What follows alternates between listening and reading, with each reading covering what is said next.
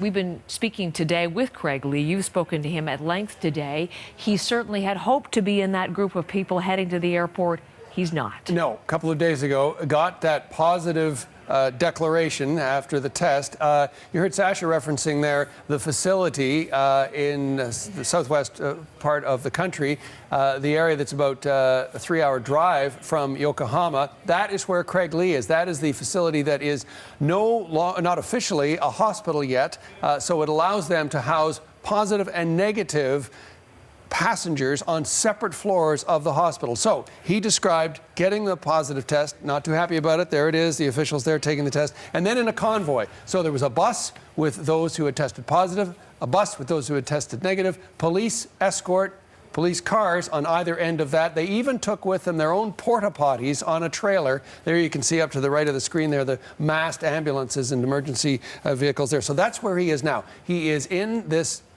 somewhat hospital environment. He has a room to himself. He says the food is good, and a situation where he is being tested, he says we'll have to have 2 negative tests before he will eventually be allowed to leave, and he already suspects this will take some time.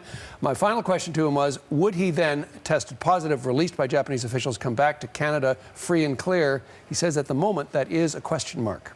But really? So even if he has those 2 clear tests, he doesn't know what's going to happen next? He'll have a certificate from Japanese officials. He's fairly positive that that will be enough, but still a question mark that he hopes to have answered. Okay. As I listen to you describe what he's going through, you know, the meals are okay, they're looking after me, it sounds like he's pretty upbeat.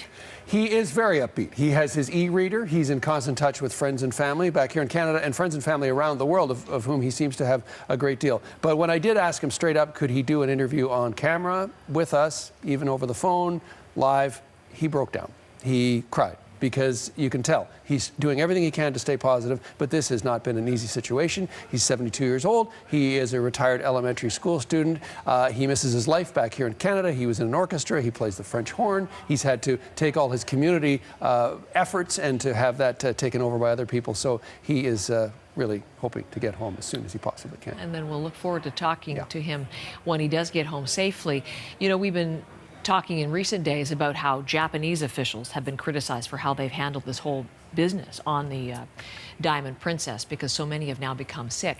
What does he think? I don't know about the Japanese officials, but maybe even about the Canadian officials, John, from whom he's now should be getting help. Yeah, when he first got that positive test back and was told that he would have to stay behind and not be on that plane, he was understandably upset. But we've got a picture to show you of the care package that he got from Canadian officials, and they have, it's called Care Team Japan. This is out of the embassy there. You can see the bag. I'm just going to run through some of the aspects on it. It's a Kit Kat, shortbread, coffee mug, T-shirt, towel, soap, earbuds, and he says, quite literally, he said it was like having Christmas all over again. It really meant something to us, really fun to have, and he says he is in daily contact with the Global Affairs representative, who he says have assured him that when that negative test twice is declared, he will then be conducted and escorted and dealt with by Canadian officials from the facility to the airport in Tokyo and eventually home to Canada. And would he set foot on a cruise ship again? He's a world traveler. He's done a lot of cruise ship trips around the world. He says yes, maybe not right away, maybe not to Asia for a while, and anywhere in the world where they say there is any kind of outbreak or pandemic, he says no way, no how. But overall, staying positive.